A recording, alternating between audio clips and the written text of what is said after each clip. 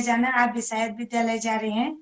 बहुत बहुत धन्यवाद। ओम प्रणाम सभी के श्री चरणों में नमन। आदरणीय पवन भाई भाई साहब जो हमारे भ्राता जी हैं, बहुत ही अच्छे सरल स्वभाव के, कल वार्ता भी हुई थी उनसे। बहुत बहुत धन्यवाद। आपके भी श्री चरणों में प्रणाम करते हैं और नमन वंदन करते हैं कि आप इतने अच्छे ढंग, इतने बड़े होने पे भी हमारा फोन उठा देते, बहुत बड़ी बात है, और पहचान देते।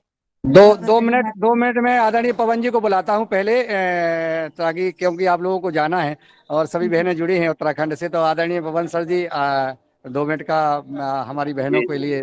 जी जी जी, प्रणाम सभी को। बहुत सुंदर। लक्ष्मी जी का बहुत अभिनंदन। कल उनके साथ बातचीत हुई थी और मुझे आशा है कि हम फिर से इस तरह से मिलते रहेंगे। रामलीला को हमने आपकी जो रामलीला है महिलाओं की, उसको भी देखना है। और आशा हम करते हैं कि जो इस योगाहार कार्यक्रम से जो महिलाओं के अभी प्रश्न आ रहे थे, आप अभी उनको लिंक भेज दीजिएगा, तो उनके बहुत सारे खेती से संबंधित प्रश्नों का समाधान हो जाएगा। और इस तरह से इस कार्यक्रम में पहले योग करते हुए और उसके बाद जैविक खेती और उसके अलावा पर्यावरण के ऊपर और बहुत सारी चीजों के ऊपर हम चर्चा करते हैं। आपके भी अनुभव महत्वपूर्ण है।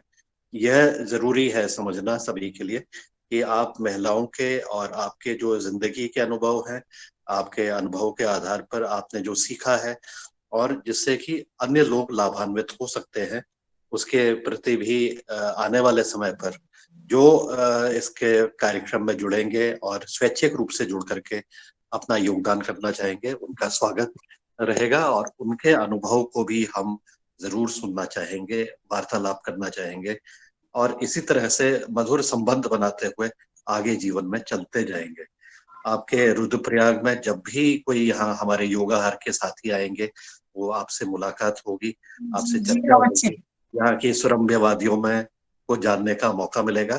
आपका सबका स्वागत है। आपका सबका प्यार और स्नेह इसी प्रकार से मिलता रहे हमें, यही सबकी कामना है।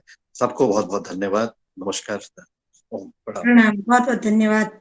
और रामलीला अब अयोध्या में होगी, माननीय मुख्यमंत्री जी से मिलने जाएंगे हम, योगी आदित्यनाथ जी से। और तो उसके बाद हमारा तय होगा कि अयोध्या में कहाँ पे, और आप लोगों का भी सहयोग रहेगा। कई लोग बोलते हैं ना कि बद्री केदार वालों को हम भंडारा करना चाहते, लेकिन आजकल भंडारा करेंगे तो यहाँ का रोजगार तो सारा चौपट हो जाएगा। तो आपको भंडारा करना तो वहां करना, सारे बद्री केदार वाले जा रहे हैं हम अयोध्या में। ओम प्रणाम। जी धन्यवाद बहन जी। और आगे रंजना जी, आज भी हमारे चीफ गेस्ट महोदय को सादर आमंत्रित करें। सभी को प्रणाम। मैं जाऊं, मैं विद्यालय का समय हो गया। प्रणाम। बोलिए उसमें लिंक डालना ना, अब अभी कल से मैं डाल जुड़ेंगे और लिंक भी खोलूंगी। जी मैं जी भी सब जी, सुनेंगे ना, प्रणाम सभी को खेती जी। वाले भी हैं अभी लोग, डाल बगीचे वाले। जी, प्रणाम। आंगने दीदी ने बहुत अच्छा, बहुत बहुत धन्यवाद और अभिनंदन करके इस योगा मंच पर बहुत सुंदर कक्षा ली। आज सभी बहनों को भी मिलाया, बहुत ही ऊर्जावान बहनें कार्य कर रही है। तो मैं सभी बहनों का बहुत बहुत अभिनंदन और धन्यवाद करके आज हम सभी पूरे परिवार के साथ शेगांव महाराष्ट्र जा रहे थे। तो आप सभी का स्वागत है शेगांव गजानन महाराज जी। स्वागत है आप सभी का जी। ओम। और आज के हमारे मुख्य अतिथि जुड़ गए।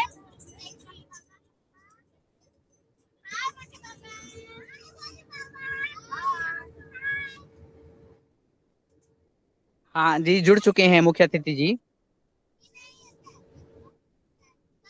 हाँ जी, शायद जुड़े नहीं है। जुड़े हैं दीदी, जुड़े हैं। हाँ, 1 मिनट में उनको कॉल करती हूँ। आदरणीय भाई क्या साहब, आपको आप आवाज नहीं आ रही बहन जी? जुड़े हुए हैं, रंजना जी जुड़े हुए हैं आज के चीफ गेस्ट महोदय।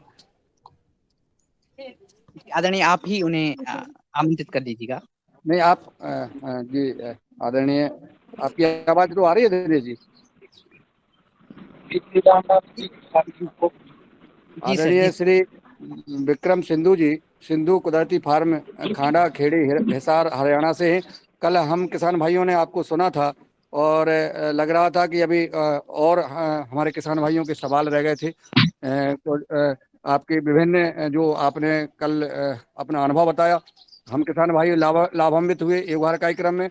मैं निवेदन करता हूं सभी सदन में उपस्थित भाई बहन अपना प्राणायाम करते रहें, सूक्ष्म व्यायाम करते रहें और आदरणीय हमारे चीफ गेस्ट महोदय को सुनते रहें। सुनने के बाद जब आपका सवाल हो तो एक बार में अपना सवाल रखें, लेकिन पूरा सुनने के बाद अपना सवाल रखें ताकि हमारे चीफ गेस्ट महोदय का अधिक से अधिक हम सुन सकें, उनका हम अनुभव ले सकें, ताकि हम आगे जो वो उन्होंने अनुभव किया, उन्हें जो समस्याएं आई हैं उस समस्या का समाधान उन्होंने क्या किया, अगर वो समस्या का समाधान बताते तो हमें वो समस्याएं नहीं आएंगी। इसलिए हमें निवेदन करते हैं सदन से कि आदरणीय चीफ गेस्ट महोदय को सुने और फिर अपनी मन की बात फिर सवाल करें। जी ओम। आदरणीय आपका स्वागत है।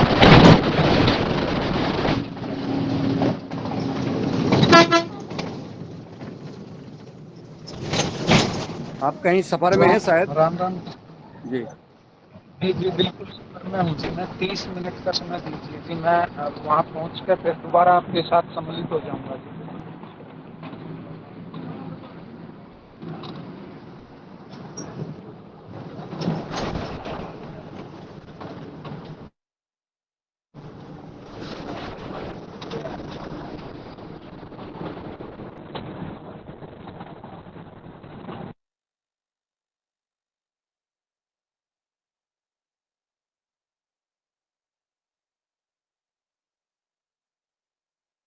आवाज नहीं आ रही है आदरणीय आपकी। आप लोगों को आवाज आ रही है क्या?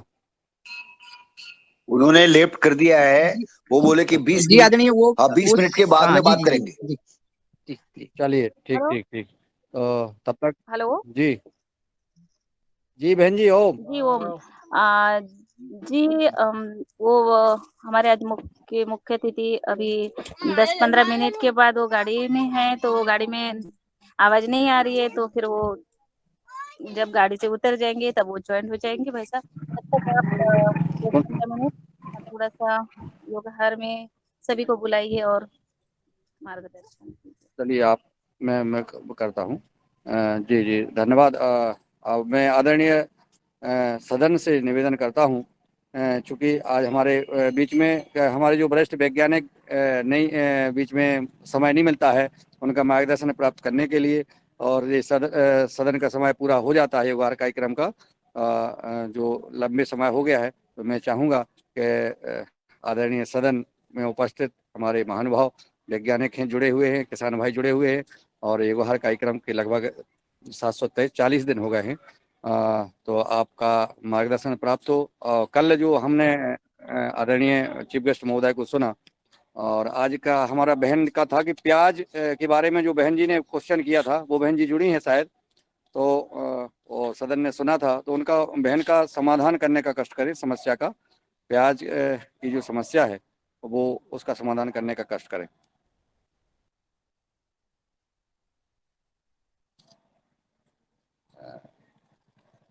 जी आवाज मेरी पहुंच रही हो? जिनके पास हमारे आदरणीय भुवनेश्वर राय जी, मेरी आवाज आप तक पहुंच रही है? जी जी आदरणीय, आपका स्वागत है। जी आप जी अपना ओम। मार्गदर्शन देने का कष्ट करें। जी जी धन्यवाद। इस मंच के सभी महानुभावों का मैं हृदय से अभिनंदन करता हूं, और आज का जो योग का कार्यक्रम हमारी बहन ने कराया वो बहुत ही अच्छा रहा। हम लोगों ने बहुत आनंदमय तरीके से इस कार्य को संपन्न किया। और फिर जैसा कि मुख्य अतिथि जी तमाम अपने अनुभव को कल शेयर किए, हो सकता है कि आज भी अभी वो कहीं ट्रेवल कर रहे हैं और आने वाले समय में लास्ट में जुड़ सकते हैं, तो वो भी अपने अनुभव को शेयर करेंगे, जिसमें वो तमाम चीजें अपने अनुभव के आधार पर बता रहे थे। कुछ निश्चित रूप से अतिशयोक्ति भी लग रहा था हम लोगों को कि बहुत कम सीड डाल करके भी वो बहुत अच्छा पैदावार ले रहे हैं और कायदे से अपनी खेती कर रहे हैं। जैविक खेती में कहीं कहीं जो दिक्कतें आती हैं, जैसे कि कल अशोक जी भी अपनी बात को रख रहे थे कि हर बात आ रही है, लेकिन सब लोग कभी कभी कह देते हैं कि मैं 17 कुंटल 18 कुंटल गेहूं का पैदावार जैविक में ले रहा हूं, लेकिन मैं जब करता हूं तो मेरा आवाज आ रहा है जी?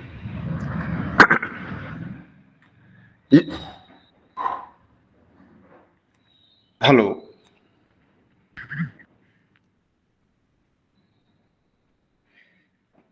आदरणीय मुन्नी जी, मेरा आवाज आ रहा है ना? जी आ रहा है, आ रहा है। हाँ, मेरे मोबाइल में कुछ प्रॉब्लम आ रहा था तो मैं जी तो मैं ये कहना चाह रहा था कि जैसा कि जो कल चर्चा हुआ था कि गेहूं की फसल में पैदावार, अशोक जी बता रहे थे कि सब लोग तो बड़ी लंबी चौड़ी बात करते हैं, ज्यादा से ज्यादा पैदावार की बात करते हैं, लेकिन मेरा पैदावार कम आता है और मैं सारी प्रक्रियाओं को पूरा भी करता हूं। और निश्चित रूप से ये मेरा भी मानना है कि अभी तक हम लोग जो जैविक खेती की बात करते हैं, जैविक खेती पर जो है, निश्चित रूप से और फसलों के हिसाब से गेहूं में थोड़ा सा पैदावार कम आता है, क्योंकि गेहूं की ऐसी फसल है जिसमें फास्फोरस का बहुत बड़ा रोल है। और फास्फोरस चूंकि न्यूट्रिशन अगर पर्याप्त नहीं मिल पाता है तो वो फसल उतना पैदावार नहीं दे पाता है।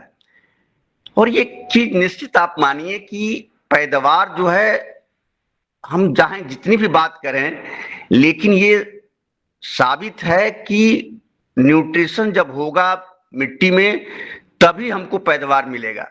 यहां तक कि अब आज के डेट में वैज्ञानिकों ने वैरायटी के हिसाब से और न्यूट्रिशन मैनेजमेंट के हिसाब से पैदावार लेना शुरू कर दिया है कि हमको कितना पैदावार लेना है उसके हिसाब से वो न्यूट्रिशन डालते हैं और फिर वो उतना पैदावार ले लेते हैं। और उसमें वैरायटी का भी योगदान होता है कि जो हाई यील्डिंग वैरायटी होती है उस हिसाब से। लेकिन गेहूं के क्षेत्र में ऐसा कम हो पाता है। उसमें मेरा थोड़ा सा सजेशन बस इतना ही था कि अगर आप प्राकृतिक के अलावा उसमें जैविक में भी अगर प्रोम वगैरह की व्यवस्था करके और प्रोम डाल दें तो फास्फोरस मिल जाएगा। और फास्फोरस की जो ही पर्याप्त मात्रा में फास्फोरस हो जाएगा तो पैदावार आपका ठीक ठाक हो जाएगा। देखिए, बातें हम लोग करते हैं कि हाँ हम लोग कुछ मार्केट से न खरीदें, लेकिन ये मुझे आज कहने में कोई संकोच नहीं है कि हम प्रयास करें कि कोई चीज मार्केट से न खरीदें। लेकिन अगर उपलब्धता नहीं है, हम नहीं बना पाते हैं, उतनी व्यवस्था हमारे पास नहीं हो पा रही है आज के क्षेत्र में, तो चूंकि ये खेती है, एक मेरा व्यवसाय है, इससे हमारी सारी प्रक्रियाएं हैं, हमारे बच्चे इससे पढ़ते हैं, हमारा सारा डेवलपमेंट इसी पर आधारित है, तो इसको हम कर भी सकते हैं। और मार्केट में जो बायो फर्टिलाइजर, बायो पेस्टिसाइड उपलब्ध है जो अच्छी कंपनियों का है, उसको खरीद करके हम उसको डाल भी सकते हैं। और मेरा उद्देश्य बस इतना ही है कि केमिकल फ्री हो, जो भी हम खाना खाएं वो ठीक ठाक हमको मिल जाए, और उसमें हमको मिल भी जाता है। तो इसमें कोई बहुत बड़ा बहस की चीज भी नहीं है और संकोच की बात भी नहीं है कि हम प्राकृतिक खेती के साथ जैविक खेती न करें, बड़े आराम से कर सकते हैं। जिस तरह से भी हो, अगर कोई केमिकल खेती भी कर रहा है तो वह भी प्रयास करे कि खाद अगर वो डालता है तो सबसे पहले पेस्टिसाइड को अवॉइड करें। जैसा कि आपके वहां महाराष्ट्र में मूंग की खेती होती है जिसमें तमाम पेस्टिसाइड डाले जाते हैं, और मूंग एक ऐसी फसल है जिसमें ये माना जाता है कि मूंग की दाल लोग खाते हैं, जो जिनकी तबीयत खराब होती है वही ज्यादा यूज करते हैं, तो उसमें कम से कम पेस्टिसाइड यूज हो, इसकी व्यवस्था हो जाए। तो सबसे पहले पेस्टिसाइड कम से कम यूज करें, उसके बाद फिर फर्टिलाइजर को धीरे धीरे रिप्लेस करें जैविक से, और फिर आप उसमें कर सकते हैं। जैसा कि हमारे बहन ने प्याज की चर्चा की थी, और प्याज में जहां तक मैं सुन पाया था कि उनका ये कहना था कि हमारी जो प्याज की फसल की पत्तियां हैं वो धीरे धीरे ऊपर से मुरझा जाती हैं और सूख जाती हैं।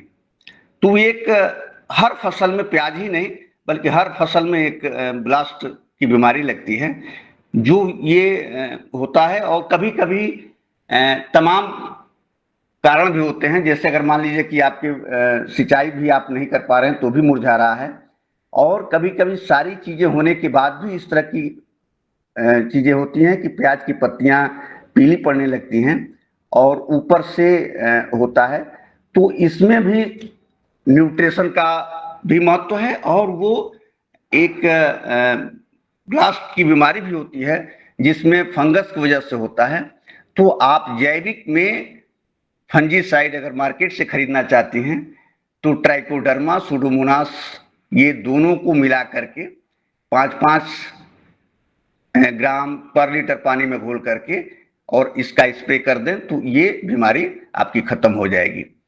अगर आप मार्केट से नहीं खरीदना चाहती हैं तो जो भी आप जीवामृत, घन जीवामृत वगैरह का स्प्रे करती हैं, उसमें फंजीसाइड के लिए जो हम यूज करते हैं स्पेशली जैविक प्राकृतिक खेती में, वो खट्टी छाछ का करते हैं और उसका उपयोग करने से भी ये बीमारी खत्म हो जाता है। जी आदरणीय मुनीलाल जी, अगर और समय दें।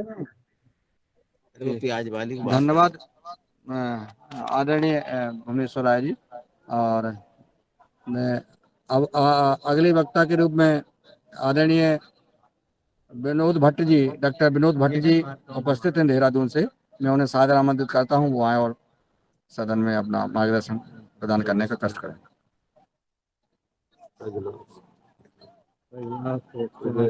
शायद आवाज नहीं पहुंच रही होगी। आदरणीय रघुवीर सिंह रावत जी, हमारे मार्गदर्शक एवं हर कार्यक्रम के किसानों के हर समस्या का समाधान और हर बिंदु पर विस्तार से चर्चा करते हैं, मैं उनका मार्गदर्शन चाहूंगा। और आदरणीय बहन जी का जो प्याज की समस्या थी, उस पर भी हमारे सदन से उसकी समस्या का समाधान बहन का होना चाहिए। जी आदरणीय रघुवीर सिंह रावत जी, सादर आमंत्रित। सदन को मेरा प्रणाम। मुझे उतना ज्यादा जानकारी नहीं है प्याज में तो कौन सा रोग उन्होंने बताया था। ओम एक जी तो ऊपर से भाई सूख जाता है सर प्याज। वो उनके प्याज में आद्र गलन हो गया है, आद्र गलन।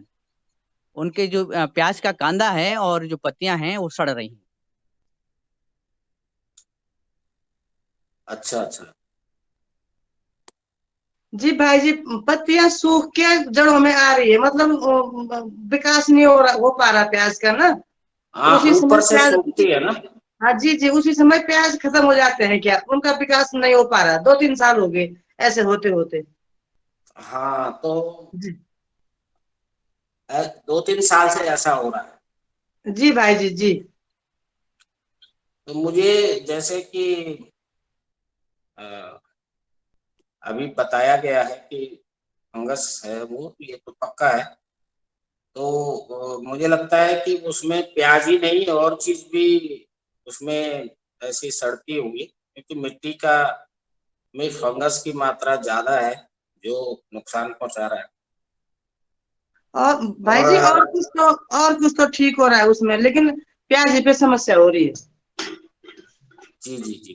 जी तो मेरा तो अगर 2-3 साल से लगातार सड़ रहा है तो ये मेरा तो सुझाव ये रहेगा कि एक जो ये बोर्डेक्स मिक्सचर आता है, बोर्डेक्स मिक्सचर बना बुना भी आ रहा है बाजार में, और ये मतलब इसको सेमी जैविक जैविकी मानते हैं।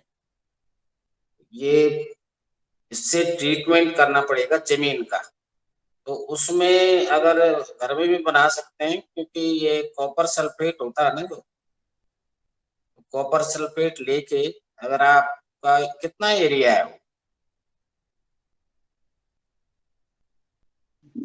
जी भाई एरिया जी, कितना है? एरिया होगा, अंदाजा तो नहीं है पर होगा 1 बीघा तक तो होगा, पता नहीं कितना है, पर ज्यादा ही है ना थोड़ा। हाँ, तो उसमें करीब करीब ज्यादा जरूरत नहीं पड़ेगी, तो आधा किलो करीब कॉपर सल्फेट बाजार में मिलता है पंसारी के यहाँ जी ये, जी और आधा किलो ही चूना चाहिए होता है, स्लैग लाइम बोलते हैं उसको, जो उबलता है। तो इसको लेके अलग अलग इसको अलग अलग बर्तन में इसको घोलना है और इसको डालने से पहले मिलाना है, और मिला के इसको टंकी में डाल के जैसे स्प्रे करते हैं, तो इसको जमीन में स्प्रे करना है एक दफे, और एक ही दफे बहुत है। ये टॉप मोस्ट एक तरह से फंगीसाइड माना जाता है, सभी तरह के फंगस को दूर कर देता है। तो ये तो ट्रीटमेंट जमीन का करना पड़ेगा, कोई जरूरी फसल में नहीं डालना है, जब उसमें फसल नहीं लगी हो तब डालना है, जमीन में स्प्रे करना है और फिर छोड़ देना है। तो अगर जी वो इतने साल 2-3 साल से हो रहा है, तो ये कोई फंगस है जो गंभीर रूप से लग जाता है। दूसरा, क्योंकि प्याज में मैं भी थोड़ा बहुत उगाता हूँ, तो कभी कभी ऊपर से जब सूखने लग जाता है तो फिर न्यूट्रिएंट की भी उसमें थोड़ा सा समस्या होती है। तो उसमें सेंधा नमक करीब करीब 50 या 100 ग्राम करीब एक टंकी में पड़ेगा, 15 लीटर वाली। और इसका भी स्प्रे अगर करें ना तो उसमें स्फुटन आ जाता है। ये मेरा अनुभव है। ये क्योंकि जो क्रिया उसमें होती है वो सोडियम क्लोराइड होता है, तो उसमें वो एक्टिवेट हो जाता है, तो इसलिए प्याज फिर ग्रीन हो जाता है। ये भी मतलब मेरे को देखने को मिला है और मैं खुद किया हूँ कई दिन। तो जब प्याज ऊपर से सूखने लग जाता है तो उस समय ये डाल के, लेकिन वो फंगस अगर है तो फंगस, ये उस स्थिति में फंगस है तो फिर फंगस का पहला ट्रीटमेंट करना पड़ेगा, जैसे बुलेश्वर राय जी ने बताया। तो ट्राइकोडर्मा ही उचित रहेगा अगर जैविक हम कर रहे हैं, या फिर बोर्डेक्स मिक्सर जो मैंने बताया अभी, ये भी जैविक में ही आता है, तो इसको भी उपयोग में लाया जा सकता है। तो मेरे ख्याल से मिट्टी का ट्रीटमेंट करना जरूरी है। जी भाई और जी जी उसमें मिट्टी क्या सख्त है क्या? नहीं भाई जी, मिट्टी भी मुलायम है, मिट्टी हाँ, अच्छी तो है। फिर तो फंगस की ही प्रॉब्लम है, फिर जी कोई पर वो नहीं है। और प्याज जो है बहुत गहरा नहीं लगाना चाहिए, जी अच्छा और प्याज बहुत गहरा कई लोग लगा देते हैं, प्याज थोड़ा हल्का लगना चाहिए। और प्याज जी का खास बात यह है कि उसको तुरंत लगाने के बाद एक दिन के अंदर या 1-2 दिन के अंदर उसमें पानी भी लगना चाहिए। जी और गहराई अगर अगर हो, वैसे तो अ, पानी की स्थिति पे डिपेंड करता है, लेकिन थोड़ा रेज बेड को हल्का सा, तो अगर वो हो सकता है कि बहुत ज्यादा पानी आप डालते हो तो उससे भी प्याज गल जाता है, तो हल्की सी रेज बेड में भी लगा के देखा जा सकता है। तो जी भाई जी, ये पहले बहुत अच्छे होते थे, पर ये 2-3 साल से पता नहीं केवल प्याजों तो में फिर तो प्रॉब्लम हो मुझे रही है। तो यही लग रहा है कि उसमें आपको ये बोर्डेक्स मिक्सर ही डालना पड़ेगा। जी भाई जी जी, जमीन जी, भी ज्यादा ही है, और ये बोल ज्यादा ही है। जमीन में दिक्कत है, जमीन में जो है फंगस बढ़ गया है। जी जी जी, जी। धन्यवाद भाई।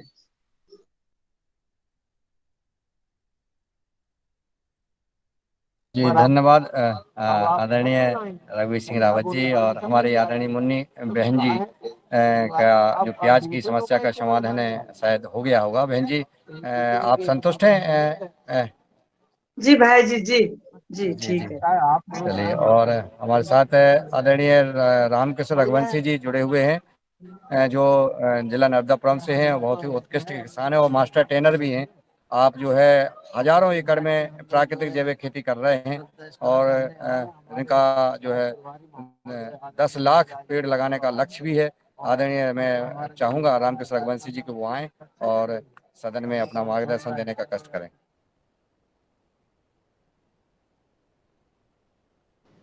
जी ओम। जी और जैसे कि अभी जिस विषय पे मैं थोड़ा लेट जुड़ा था और जिस विषय पे अपनी चर्चा चल रही है, तो उसमें सबसे बढ़िया अगर प्याज में ये बहन जी की जो समस्या आ रही थी ना, उसको लेके कई बार हम लोगों ने भी लगातार जब रेट डाउन हुए थे तो 3 वर्ष तक प्याज की खेती की। तो उसमें क्या है, एक्सेस ऑफ वाटर लॉगिंग जब होगी, जब अगर आप आवश्यकता से अधिक पानी जाएगा तब ये शिकायत आती है, और ऊपर से वो सिकुड़ती हुई पत्ती चली जाती है सूखती हुई। तो हम लोग तो ट्राइकोडर्मा का उपयोग करते हैं। अगर आप उससे बीज उपचारित विधिवत बीज उपचारित करके लगाएंगे, और जब भी ऐसी समस्या आए तो मार्केट में एक बहुत सस्ती सी चीज आती है, सुहागा, सभी लोग जानते हैं।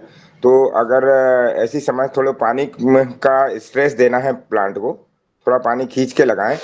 और पानी लगाने के पहले आप एक काम करें, वो सुहागा आता है, उसको 5 ग्राम के लगभग बारीक पेस्ट पाउडर बना के और एक पंप में डाल के स्प्रे करेंगे तो काफी हद तक ये समस्या 90% तक हल हो जाती है। तो एक तरीका तो ये भी है। तो इस तरीके से आप प्याज को अच्छा गुणवत्ता पूर्वक उत्पादन ले सकते हैं। और उपचारित करते समय उसको ट्राइकोडर्मा जरूर जरूर यूज करें। उसमें ये मित्र फंगस होगी तो वो समस्याएं आपकी धीरे धीरे खत्म हो जाएंगी। और हेल्दी सॉइल को बनने के लिए अभी कभी कल भी हमारे यहाँ लोग विजिट करने आए थे, और होम साइंस कॉलेज के विद्यार्थी गुरुवार को और आने वाले हैं। तो उन्होंने पाया कि आप जब जैसे जैसे ट्राइकोडर्मा का हमेशा आप हर सीजन पे यूज करते जाएंगे तो धीरे धीरे क्या है कि आपके खेत की सॉइल का जो स्ट्रक्चर है, जो मृदा की जो स्ट्रक्चर है, वो धीरे धीरे सॉफ्टनेस की तरफ जाना शुरू हो जाएगा। और जितने भी पत्ते गलते हैं तो हमारा थोड़ा लेबर चार्ज ज्यादा लगता है, तो हम उसको कटिंग करके और वहीं मल्च कर देते हैं उसके ऊपर। बीच में कोई समस्या गाजर घास के साथ भी आई तो फिर हम क्या करते हैं कि वो उसमें किसान एक काम कर सकता है कि जैसे आपने अगर मान लो गाजर घास बढ़ गया है, उसके बीज उसमें फ्रूटिंग आ गई है, और क्योंकि उसके एक के 1000 बच्चे पैदा होते हैं, तो उसको आप ऊपर से कटवा के और एक बार कल्टीवेट करके फिर दोबारा पानी दे दें। और पानी देने के बाद जो जो सीड है उनको जर्मिनेट हो जाने दें। और जब वो 1 से 2 इंच के हो जाए, 3 इंच के हो जाए, तो फिर आप इसको एक बार दोबारा पुनः कल्टीवेट करेंगे तो वो एक हरी खाद के रूप में भी आपको को मिल जाता है। इस प्रकार से हम इसका उपयोग कर सकते हैं। और अभी जो आए थे विजिट के लिए, तो जब भ्रमण किया उन्होंने, तो हमारी सॉइल में ये स्थिति थी कि उनको इस कॉर्नर से उस कॉर्नर जाने में वो थक गए, सूखे खेत में। बोले हमसे तो इसमें चलते नहीं बन रहा है। तो वो सब सारी चीजें हैं तब हो पाएंगी जब आप शिद्दत से ये सब चीजों को फॉलो करेंगे। और जो चीज है, जैसे मैं हमेशा मेरी मीटिंग में या हमारे साथ जहाँ भी मेरा लेक्चर होता है, मैं एक चीज ही बताता हूँ, जो जिसका हिस्सा है वो आप उसको दे दीजिए। जैसे गेहूं की जो बाली होती है वो सबसे ऊपर वाला हिस्सा मानव का है, आप ले लीजिए। बीच वाला हिस्सा पशु का है, वो पशु को दे दीजिए। नीचे वाला हिस्सा है वो जमीन का है। 30% अपटेक मटेरियल जो भी हुआ है वो सॉइल से हुआ है, जमीन से हुआ है। पौधा अपने जीवन काल में जो 30% ऊर्जा होता है, उसका 30% जो हिस्सा होता है वो किससे बनता है? जमीन से। बाकी 70% हिस्सा जो होता है किसी भी पौधे का हुआ, चाहे वो फसल हो, चाहे वो हॉर्टिकल्चर के प्लांट हो, फलदार पौधे हों, वो वायुमंडल से बनता है। तो जो 30% हिस्सा उसने जिस जहां से लिया है वो उसी को आप लौटा देंगे, तो एक सस्टेनेबल फार्मिंग का मॉडल आप खड़ा कर सकते हैं, एक उदाहरण बन सकते हैं। बहुत सारे अभी हम लोग नए मॉडल पे काम कर रहे हैं। अभी हम 20 बाई 20 में 2 लाख रुपए का रेवेन्यू महीने का कैसे निकालें, उसके ऊपर मैं काम कर रहा हूँ। तो आदरणीय परम आदरणीय गुरुदेव हमारे मुनीलाल यादव जी, आदरणीय शरद भैया का मार्गदर्शन मिलता रहता है, उनसे भी मैं हमेशा संपर्क में रहता हूँ।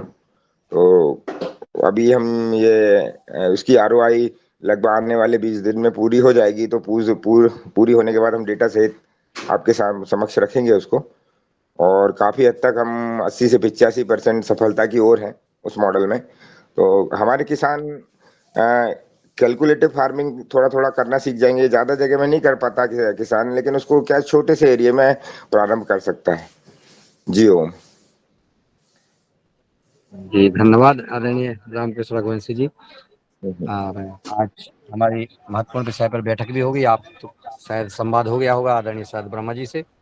और कल हम चर्चा करेंगे मध्य प्रदेश सरकार की, और कि उन्होंने किसानों के लिए क्या किया है। जी आदरणीय दिनेश जी सेमवाल जी को सादर आमंत्रित कर रहा हूँ, वो आए। और जी जी आदरणीय, बहुत सुंदर सुझाव आए हैं आदरणीय दीदी जी के प्रश्न पर। लेकिन दीदी अपनी जो स्थिति बता दें कि आप कहाँ पे आपका खेत है, कौन सा जिला है, गांव कौन सा है, क्योंकि मेरे ख्याल से आप पहाड़ी जिले से हैं, वहाँ पे कुछ जो हम बाजार के इनपुट्स हैं वहाँ पे उपलब्ध नहीं है। अगर ये मालूम हो जाएगा तो मैं दीदी से यानी लक्ष्मी दीदी से आपका नंबर भी ले लूंगा और वहाँ पे ये चीजें उपलब्ध कराने की कोशिश करेंगे।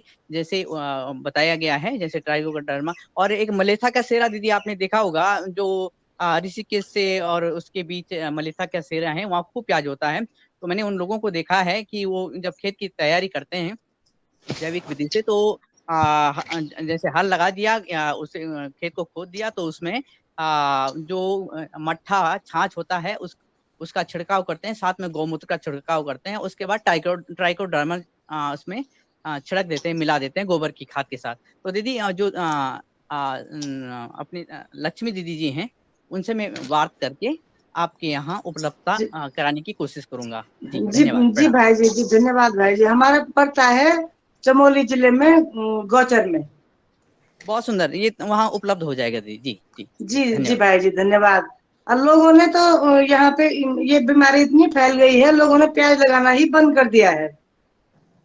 लेकिन हम लोग तो फिर भी लगा रहे हैं 2-3 साल से, और फिर वही समस्या हो रही है प्याज की। जी, जो उपाय हैं वो उपाय बताए गए हैं, लेकिन उनकी जी उपलब्धता वहाँ पे थोड़ा कठिन है, लेकिन हो जाएगी दीदी। जी जी धन्यवाद, जी धन्यवाद, भाई प्रणाम। जी, जी धन्यवाद भाई जी, बहुत बहुत धन्यवाद। जी वो हमारे आज से हमारे मुख्य अतिथि आदरणीय विक्रम सिंह भाई साहब जुड़ गए हैं। जी भाई साहब, आपका स्वागत है। एक मिनट, रोहतास कुमार, ये आपका जो वीडियो है इसको अनम्यूट कीजिए।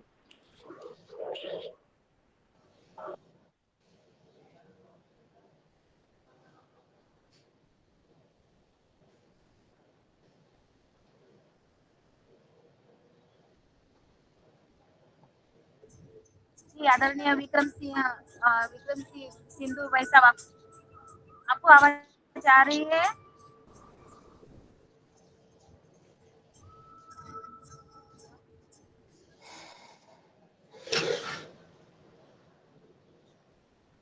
दीदी लेफ्ट हो गए, शायद जुड़ गए थे, पहले जुड़े थे, अभी लेफ्ट हो गए हो।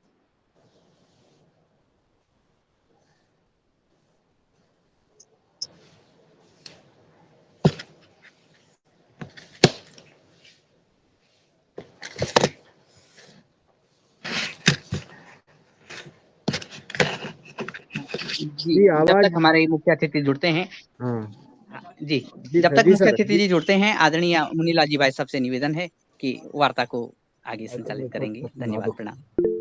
जी जी जी जी आदरणीय डॉक्टर किशोर दुबे जी ने हैंड रेज किया है, मैं उनको सादर आमंत्रित कर रहा हूँ कि वो आए अपनी बात रखें।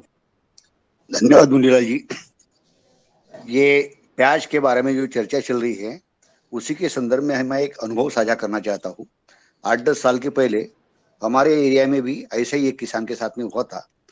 तो उसे हमने बोल दिया था कि आप पहले तो प्याज की जगह बदलिए, जिससे आज की बात परिभाषा में अपन क्रॉप रोटेशन बोलते हैं। कम से कम 2 साल उस जगह पे प्याज मत लगाइए, और 2 साल कोई भी अंडरग्राउंड क्रॉप जिसको बोलते हैं, प्याज बोलो या कैरेट बोलो, ऐसा कोई भी नहीं लगाना। और ऊपर में जो आने वाले हैं, स्पेशली जिसको हम फल्ली वाले चीजें बोलते हैं, तो ये फल्ली वाली चीजें लगाओ। तो उसमें ग्राउंडनट, तुअर, इस तरह के लगाने को बोला, और उसका पालन हुआ था। और 2 साल के बाद में, गैप के बाद में वहां पे प्याज लगाया, तो जो बहन जी ने बीमारी हुई वो बीमारी पूर्णतः नष्ट हो रही थी। यही मैं अनुभव और प्याज के बाद संदर्भ में साझा करना चाहता हूँ। धन्यवाद। जी जी, धन्यवाद आदरणीय डॉक्टर दुबे जी। और हमारे बीच में आदरणीय जी रामकृष्ण रघुवंशी जी, शायद आप अनम्यूट जी है, आप कुछ जी, जैसे सर ने बोला, दुबे सर ने, जो क्रॉप रोटेशन वो तो अनिवार्य है ही है, लेकिन कभी कभी क्या होता है कि फार्मर के पास जगह नहीं होती है। तो जो पैकेज ऑफ प्रैक्टिस है, जो रिक्वायरमेंट है, वो यदि हम पूरी कर देते हैं सॉइल की, या जो उसके लिए पहले प्रिकॉशन ले लेते हैं, तो बड़ी अच्छे से चीजें ग्रो होती हैं।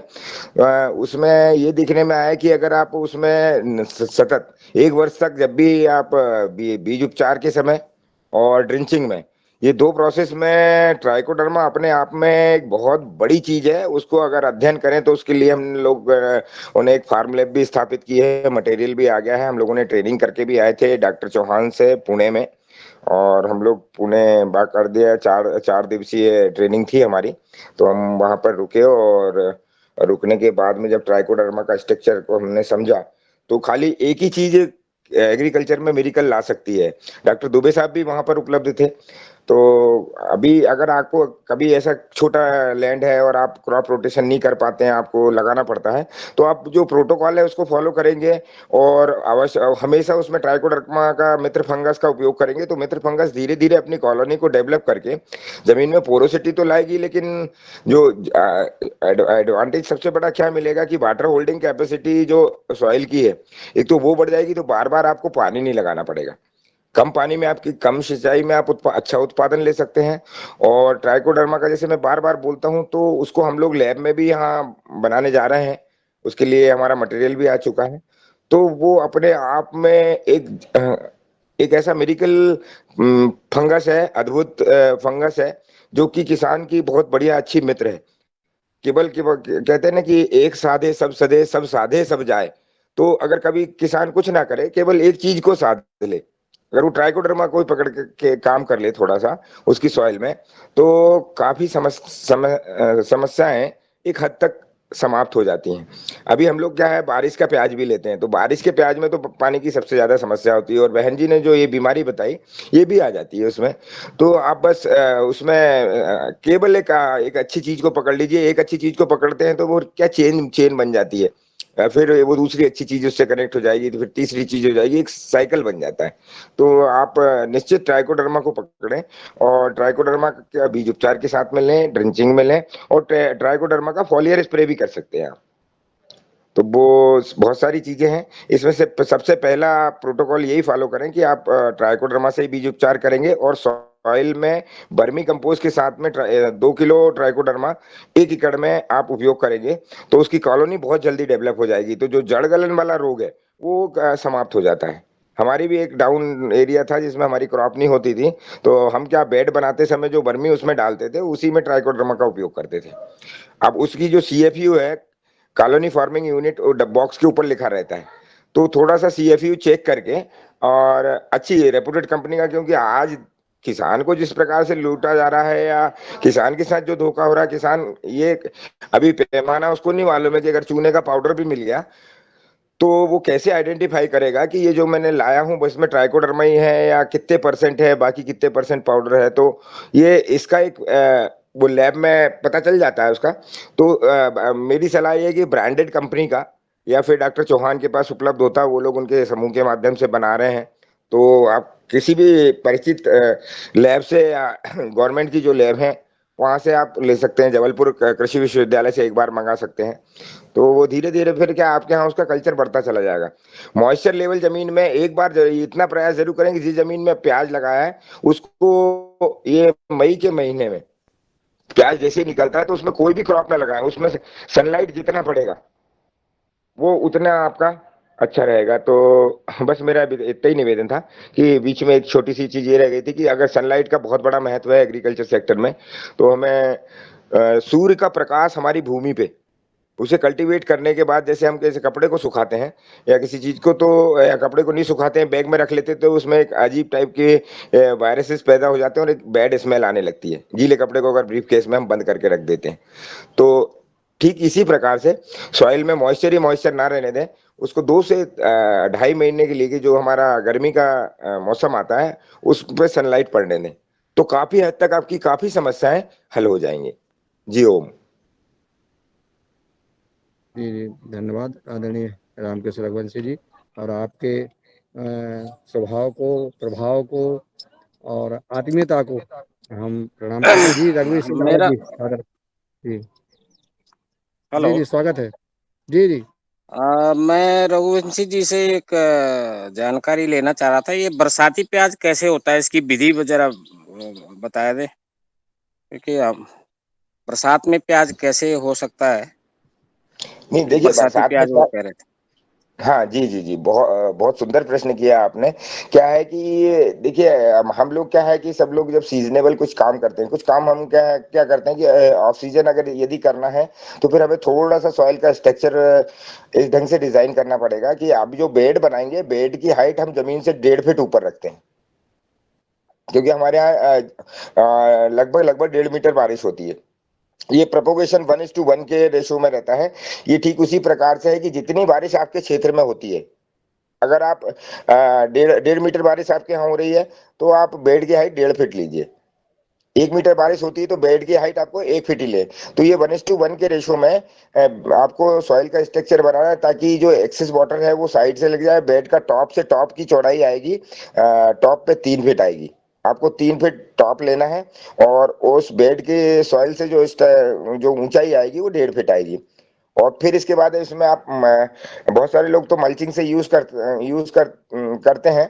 यदि आपने दो, हमारे यहाँ जो बोलते हैं लीलपा का गहा, अगर यदि आपने लीलपा मार दिया है, मतलब क्या होता है कि अभी आप जब खेत कल्टीवेट करते हैं तो किसान को है भूमि को रेस्ट नहीं लेने दे रहे हैं। आज की मैं देख रहा हूँ कि होशंगाबाद डिस्ट्रिक्ट, हमारे नर्मदापुरम डिस्ट्रिक्ट में, जबलपुर में, और भी जहाँ जहाँ पानी की उपलब्धता है, तो जो जायद फसल के उसमें इधर उन्होंने गेहूं को काटा, गेहूं को काटने के बाद में डायरेक्ट कल्टीवेट किया, कल्टीवेट करके मूंग बो के तीसरे दिन पानी चालू हो जाता है, दूसरे दिन ही पानी चालू कर देते हैं। तो वो मॉइस्चर ही मॉइस्चर रहने की वजह से बहुत सारी हानिकारक फंगस भी हो जाती है।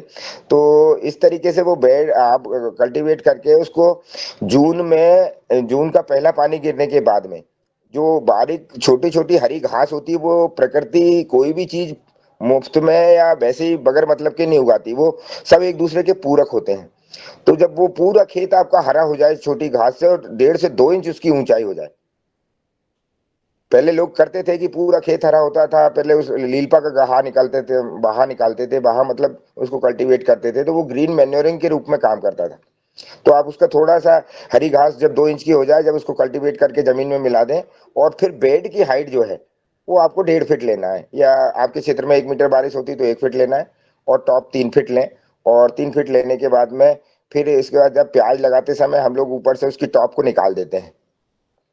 ऊपर से जो पत्ते होते हैं तो वो एक पैरेलल उसमें स्टेरलाइज करके एक कैंची से, या किसी भी आपके पास जो भी साधन उपलब्ध हो, हसिया से भी कर सकते हैं, तो उसके पत्ते ऊपर से काट के और हम उसकी बिजाई कर देते हैं। तो इसमें बहुत अच्छी प्याज होती है, क्योंकि अगर ज्यादा बारिश भी होती है तो पूरा वाटर लॉगिंग साइड में जो 2 केनाल रहेंगी 1.5 फीट की, वो निकल जाती है। उसके मेरे पास फोटो रखे हैं, मैं ग्रुप पे शेयर कर दूंगा कि आप किस ढंग से उसको लगाएं। जी ओम। मेरा कहने का मतलब ये है, वो जो पौध लगती है ना, वो कैसे पौध कब बोनी है, जी जी जी। और उसके कितने ओल्ड पौध लगेंगी, ये जानना चाहिए।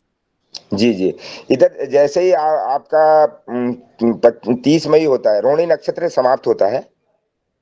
रोहिणी नक्षत्र समाप्त होने के बाद में जब जो मृग की हवा चलती है, जिसको मृग नक्षत्र बोलते हैं, जो मृग की हवाएं चलेंगी, उस हवा के टाइम में आप ग्रीन नेट लगा के और उसकी सीडलिंग कर दें। ऊपर से ग्रीन नेट लगाना है, क्योंकि उस समय भी क्या होता है कि यदि धूप निकल आती है तो क्या है कि आपका जो सीडलिंग आपने की है, जो बीज आपने डाला है, उसकी जलने की संभावना होती है। तो आप जितनी जगह में आप उसका पौध तैयार करें, उतनी जगह में ग्रीन नेट लगा दें।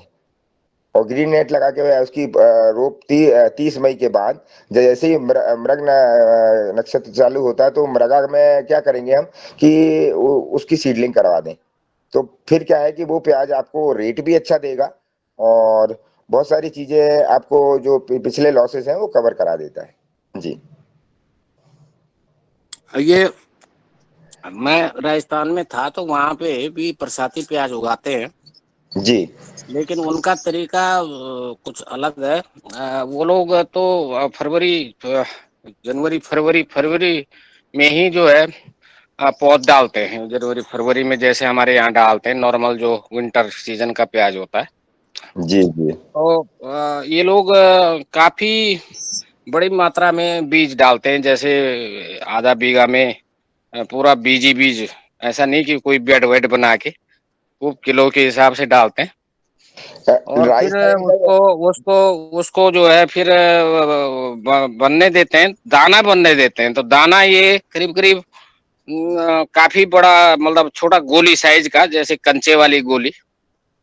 तो उस साइज का जब हो जाता है तो इसको उखाड़ देते हैं, और फिर इसको ऊपर काट के इसका वो जो पत्ता है वो काट के फिर इसको ढेर बना के रखते हैं, बड़े बड़े ढेर। और फिर जैसे ही बारिश शुरू होती है तो ये बारिश शुरू होने के बाद फिर खेत तैयार करते हैं और सीधे लगा देते हैं वो दानों को। तो वो बड़े बड़े प्याज होते हैं, मैंने उतने बड़े प्याज देखे भी। तो नहीं बिल्कुल। ये मैं सोच रहा था ये विधि है, आपने दूसरी विधि बताई। जी नहीं रघुवीर भैया जी, देखिए तो कि आप मतलब पौध ही मई में डालते हैं? हाँ रघुवीर भैया उसका देखिए हर जगह सॉइल का स्ट्रक्चर अलग है, हर जगह का टेम्परेचर। और हम कहते हैं ना कि अभी आप कितने ही अंगूर उगा लीजिए, किधर अभी आप नासिक के पास एक जो नदी है, नदी के इस तरफ अंगूर होगा उस तरफ नहीं होता। ये ट्रॉपिकल जोन जो है ये पहले से डिवाइडेड है, हमारे पूर्वजों ने डिवाइड कर गए थे कि यहाँ जी जी। यहाँ तक अंगूर होगा, इसके इस पार और में अब होगा। फिर और वो खड़ी में लगाते हैं, वो जहाँ बिल्कुल पानी नहीं है, टोटल बारिश पे होता है। हाँ वाटर लॉगिंग नहीं होना चाहिए, ध्यान रखें। इसलिए हम क्या है समतल भूमि पे बेड बनवाते हैं, बेड की हाइट 1.5 फीट रखवाते हैं, इसीलिए वो कारण है। और क्या होता है कि जो ट्रॉपिकल जोन डिवाइडेड है, आप जैसे खातेगांव का आप उदाहरण लेंगे मध्य प्रदेश में, जिला हरदा नर्मदापुरम के साइड वाला, तो वहां पे खातेगांव की नदी के उस तरफ अनार होता है, इस तरफ नहीं होता है। इस तरफ अनार होता भी है तो किसान को रेट भी थोड़े कम मिलते हैं, उत्पादन बहुत कम आता है, ना के बराबर। तो ये जो ट्रॉपिकल जोन है ये डिवाइडेड है ऑलरेडी पहले से। तो हमें केवल क्या है कि हमारे पूर्वजों का जो ज्ञान है, अगर हम ब्लाइंडली उसको भी फॉलो करते हैं तो वो आज के वर्तमान के ज्ञान से कई गुना एडवांस है, कई गुना है, उसमें बहुत सारी चीजें हैं ऐसी। तो आप ट्रॉपिकल जोन के हिसाब से, आप जैसे आपने बताया राजस्थान का, तो राजस्थान में भूमि का सॉइल का स्ट्रक्चर अलग है, वहाँ का टेम्परेचर और वहाँ की मृदा अलग है और हमारे यहाँ की मृदा अलग है। अगर आपके यहाँ ब्लैक कॉटन सॉइल है या दोमट मिट्टी है तो दोनों में प्याज लगाने का समय भी बदल जाएगा, तरीका भी बदल जाएगा। अगर आप किसान प्रयोग करना चाहते हैं तो थोड़ा सा आप ये जुलाई वाला अप्लाई कर सकते हैं, और एक वो फरवरी वाला भी अप्लाई कर सकते हैं।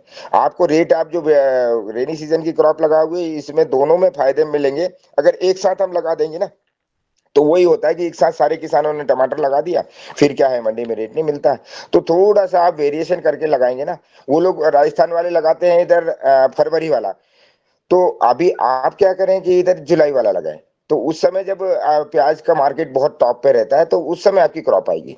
जैसे आदरणीय शरद भैया हमेशा बताते रहते हैं कि जो उनका बलर का है, उनकी बलर उस समय आती है जब मार्केट में होती नहीं है, जब मार्केट में कोई चीज की आपूर्ति पूरी नहीं होती, उस समय आपकी क्रॉप आती है। तो पहली बात तो आपको स्ट्रगल नहीं करना पड़ेगा ट्रेड करने के लिए, और एक साथ 4 व्यापारी आपका मटेरियल को लेने के लिए खड़े रहते हैं।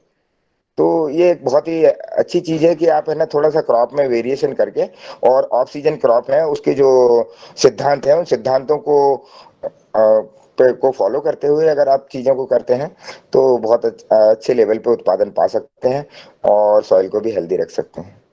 जी ओम। जी जी धन्यवाद। और मैं चूंकि अब समय अपने उसमें जा रहा है, जी आदरणीय मेणपाल सिंह जी, आदर आमंत्रित है।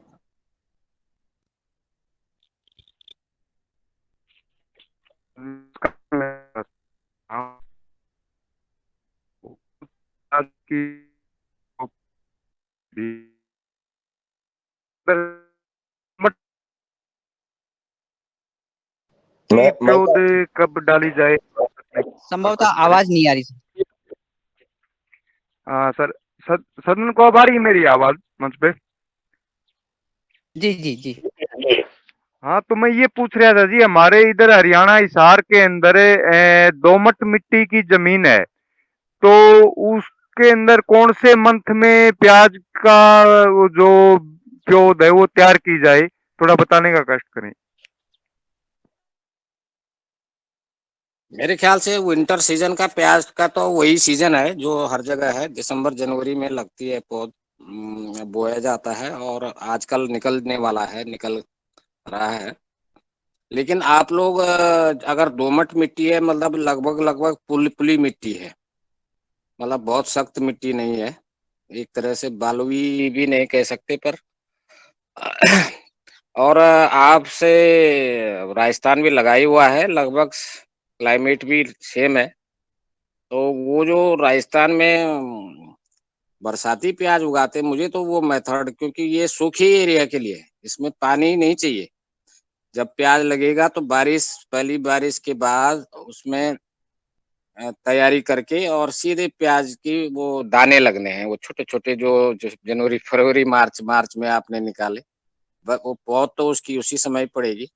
और ये काफ़ी बड़े एरिया में, वहाँ जैसे किशनगढ़ में मैंने देखा तो वो सबसे ड्राई एरिया है और वो लोग उगा रहे थे और उसका प्रोडक्शन भी बहुत ज़बरदस्त था। तो मुझे लगता है कि वो बरसाती प्याज़ आप लोगों को ट्राई करना चाहिए वहाँ पे, बजाय ये वाला प्याज़ तो उतना पैसा भी नहीं पकड़ता है। जो सर वो जो हरा वाला प्याज बोलते हैं वो, जो छोटी नहीं, नहीं, फूली नहीं, दाना वाला, दाना। ये आपका जुलाई में लगेगा और जब बारिश होगी जुलाई में, मई, जून लास्ट में, जब बारिश, पहली बारिश होती है, उसके बाद ही लगेगा और सूखी एरिया में लगेगा, पानी जहाँ नहीं है। पानी तराई करने की जरूरत नहीं है इसको, जो नॉर्मली बारिश से होता है। हाँ, कभी बीच में बहुत लंबा स्पेल जो ऐसा आ गया कि बारिश नहीं हुई तो तब शायद पानी की जरूरत पड़ेगी, अदरवाइज वो तो बारिश पे उगाते हैं। वैसे तो मेरा जिस यहाँ जो खेत है वो ड्रिप पे है, तो उस पे तो और भी ज्यादा कामयाब होगा ये हमारा प्याज। नहीं, पानी का तो देखो, बारिश में तो ड्रिप का क्या मतलब, बारिश अगर अच्छी खासी हो रही है तो ड्रिप यूजलेस है ना। बा, ये बारिश तो तो जब बारिश नहीं है तब है, तो आपको तो ये प्याज तो साल भर होता है, मतलब किस समय भी हो सकता है, सिर्फ 2-3 महीने ये सर्दियों के छोड़ दें, या नवंबर दिसंबर, अदरवाइज ये सभी फसलें, प्याज विशेषतः मैंने देखा है कि हो जाता है, सितंबर तक निकलता है वो प्याज जो बरसाती है ना, अगस्त सितंबर में निकलता है। तो वो उसका चाहे आप पत्ते लें, चाहे आप दाना, उसका काफी मोटा दाना बनता है। और लाल एक प्याज लगाते हैं वो लोग, लाल प्याज ज्यादा बढ़िया होता है, सफेद वाला न लगाएं तो ज्यादा बढ़िया। बरसाती प्याज मेरे ख्याल से वो आपके लिए बढ़िया रहेगा, और इसके लिए बहुत ज्यादा पानी की जरूरत नहीं है, ड्रिप अगर आप पानी की व्यवस्था है तो जब सूखा पड़ने लगे तो तब, अदरवाइज ये हवा में जो उस समय ह्यूमिडिटी होती है वही काफी होती है।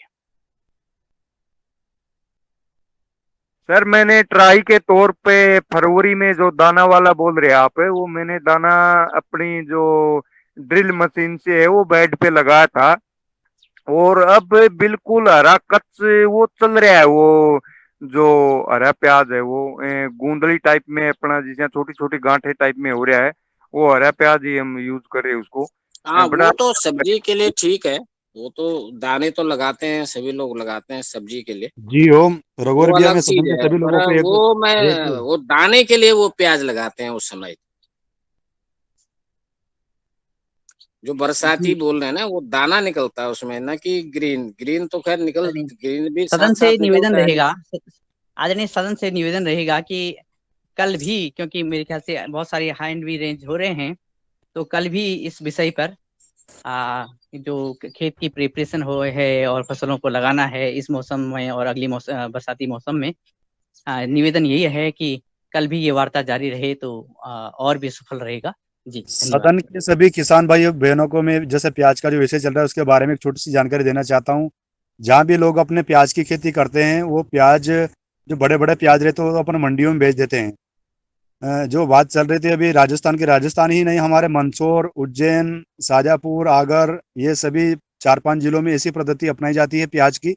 जो बड़े प्याज बेच दिए जाते हैं, छोटे छोटे छोटे प्याज के जो रहते हैं वो बोरियां भर के किसान स्टॉक रखता है। जब भी भाव लगने की संभावना रहती है तो तुरंत किसान उसको लगा देता है 1 बीघे 2 बीघे में। तो आने वाले 3 महीने या 110 या 100 दिन में वो प्याज की फसल तैयार हो जाती है। और उसी को भाव लेने के संबंध में ज़्यादा लोग इसी का उपयोग कर रहे हैं हमारे क्षेत्र में। और वो जो गोलियां रहती है छोटी छोटी, वो किसी भी समय प्याज की खेती में सफल बनने में कामयाबी हो जाती है जी।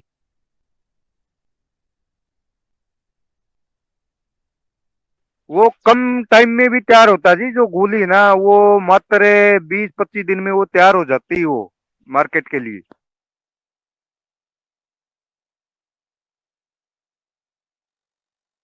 जी, वो सभी के लिए सुझाव है जी। जी, आदरणीय मुन्नीलाल जी भाई साहब, ये सुंदर वार्ता आगे बढ़ रही है और मैं जी बीच में नेटवर्क सही नहीं था, पता नहीं हमारे आदरणीय पवन सर जी का मार्गदर्शन हो पाया या नहीं हो पाया। जी नहीं नहीं हो पाया, उन्हीं का होना है बस। आदरणीय पवन सर जी को सादर आमंत्रित कर रहा हूँ कि वो आए और सदन को मार्गदर्शन दें। और हम सब आपके प्रतीक्षा कर रहे हैं और फिर इसके बाद हम कार्यक्रम का समापन करेंगे। आदरणीय पवन कुमार जी।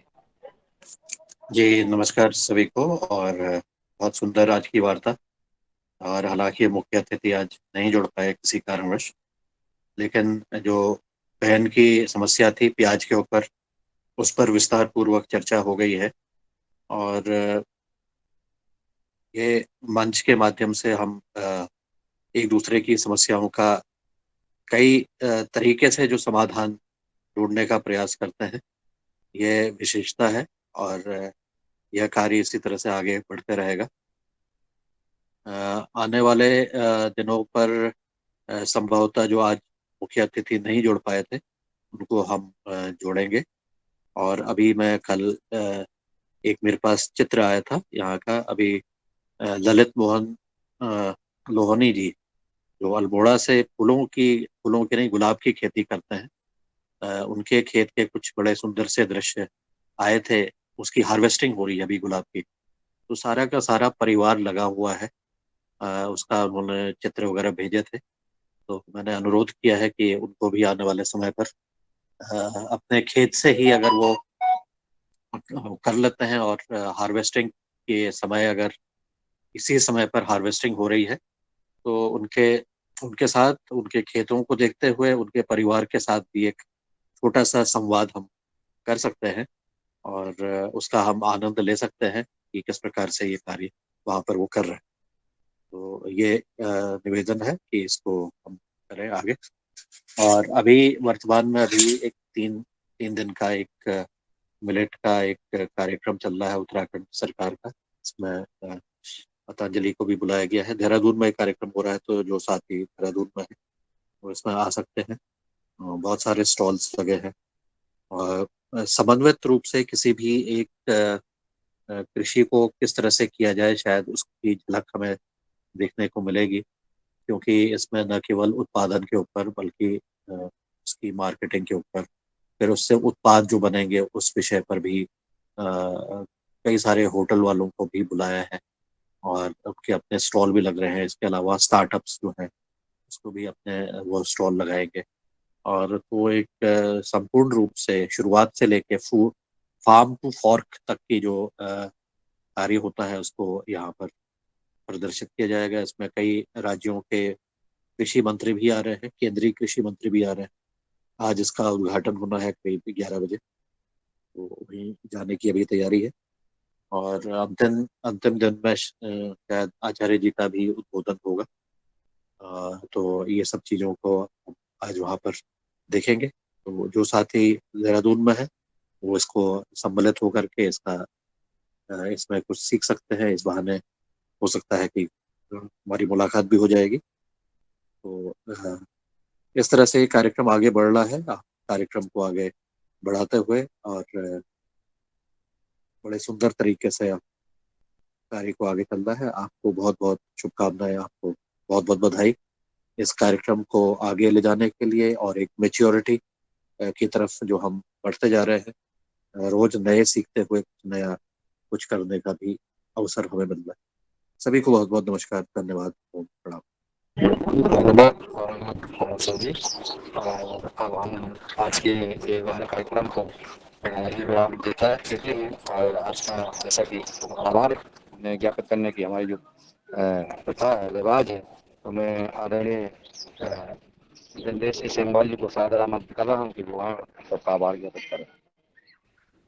जी आदरणीय बहुत बहुत धन्यवाद। सदन को पुनः नमन है कि इस तरह से हम आगे बढ़ रहे हैं और निरंतर आगे बढ़ रहे हैं। सुंदर योग की कक्षा रही और मुझे आश्चर्य ये हुआ कि कल सुबह और परसों मैंने आदरणीय दीदी जी से, यानी जो लक्ष्मी दीदी जी हैं, उनसे वार्ता में कर रहा था। ऑनलाइन, वो ऑनलाइन थी, वो उनका जो ऑनलाइन प्रोग्राम होता है हमसे थोड़ा आगे से शुरू हो जाता है। तो लेकिन ये आश्चर्य है कि आदरणीय पवन सर ने उनसे वार्ता कल करी, तो ये काफ़ी हमारा 2 वे कम्युनिकेशन, 4 वे कम्युनिकेशन हो रहा है। तो ये तो बहुत ही सुंदर बात हो गई है। और ये आदरणीय दिनेश जी, मैं इसलिए अपने आप को नहीं रोक पा रहा हूँ कि मैंने कई बार कहा है कि मेरे मन में या आपके मन में या आदरणीय पवन सर जी के मन में या हमारे योग हर कार्यक्रम के सदस्यों के बारे में जो मन में बात आती है वो बिल्कुल एक दूसरे को बिल्कुल यथार्थ होती है। ये जो मन के तार हैं ये बिल्कुल जुड़ चुके हैं। जी, आप अपनी जारी रखें। जी, और जब वो योग करा रही थी तो बहनों को बता रही थी योग आहार के बारे में, तो मैं पिछले 3-4 दिन से उन्हें लगातार फॉलो कर रहा हूँ। और बिना मुझे देखे ही उन्होंने बताया है, तो इसका मतलब वो पहले भी चर्चा कर रही होंगी। और इस तरह से योगाहार की जो सत्प्रभाव हैं, वो प्रवाह के साथ, वेग के साथ, गति के साथ, जो आदरणीय पवन सर कहते हैं, वो आगे निरंतर बढ़ रहे हैं। ये बड़ी सुकून भरी सूचनाएँ हैं। और साथ में जो लगभग बहुत सारे जिलों से जो बहनें थी पतंजलि की, वो भी जुड़ी थी आज के योगाहार में। उन सभी को भी बहुत-बहुत धन्यवाद है।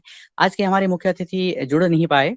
आने वाले समय पर उनसे हम पुनः जुड़ेंगे। और आदरणीय लोहानी जी, जो पहले हमारे मुख्य अतिथि रहे हैं और गुलाब की खेती करते हैं, हम उनका भी समय लेंगे। और साथ में आने वाले टाइम में, जैसे कि अभी बहुत सारी प्रिपरेशन है, खेतों की तैयारी और बीजों की तैयारी हो रही है, उस पे भी हम वार्ता रखेंगे। और आज जो प्याज़, क्योंकि प्याज़ इतना महत्व का है कि है तो छोटा-सा, एक गेंद से भी छोटा, लेकिन इसने आज की चर्चा को नया रुख दिया। और ये चर्चा आगे बढ़ेगी और सभी लोगों इससे जो महत्वपूर्ण जानकारी आई, उन सभी को जो इन्होंने इसमें साझा की बात, उनको बहुत-बहुत धन्यवाद है। साथ में आदरणीय सभी सदस्यों का बहुत-बहुत धन्यवाद कि हम निरंतर इस क्षेत्र में, आहार के क्षेत्र में, योग के क्षेत्र में, दिशा-दिशा में, अलग-अलग कोने-कोने में प्रकाशमान योग आहार हो रहा है। और इसी क्रम में पतंजलि और उसकी सभी शाखाएँ, उपशाखाएँ और अन्य संस्थानों से जुड़े हुए आदरणीय सभी सदस्य और आदरणीय भगवान दास कुशवाहा जी, भुवनेश्वर राय जी, वनी सिंह बाजड़ जी, डॉक्टर किशोर दुबे जी, गजानन बाजड़ जी, कल्पना खोटेले जी, कृष्ण कुमार जी, कुलदीप पुनियाल जी, मेनपाल रुद्रा जी, आदरणीय मुन्नी कंडारी जी, और जो आप गोचर से आपने बताया है बद्रीनाथ मार्ग पे आप हैं, आदरणीय पवन सर जी, और हमारे आदरणीय पुण्यकाम समर्थ जी भी जुड़े हुए हैं। बहुत-बहुत स्वागत है। आपका स्वास्थ्य अच्छा हो रहा है, ये खुशी की बात है। और रामाधार जी, रूप सिंह राजपूत जी, रोमीराम जायसवाल जी, और तुलाराम पटेल जी, विनय मिश्रा जी, आदरणीय डॉक्टर विनोद भट्ट जी, और हमारे योगाहार रिकॉर्डिंग की आदरणीय सदस्य आदरणीय मुनीलाल जी भाई साहब, आदरणीय रंजना बहन जी, और आदरणीय वे सभी सदस्य जिनका मैं नाम नहीं ले पाया हूँ, उनका भी बहुत-बहुत धन्यवाद है। और हम कल की कक्षा में उपस्थित होते हैं। प्रणाम। ओम। आपका भी बहुत-बहुत धन्यवाद। प्रणाम। ओम नर्मदे हर। नर्मदे हर। जीवन भर नर्मदे स्नान हर। करते हैं नर्मदा जी में। देखिए मेहरा जी, अरे मेहरा जी, मेहरा जी और हमारे राजेश गौर साहब देखिए स्नान कर रहे हैं। दिनेश जी, नर्मदे हर। नर्मदे हर सर, नर्मदे हर सर, जीवन भर सर। जी जी, बहुत सुंदर।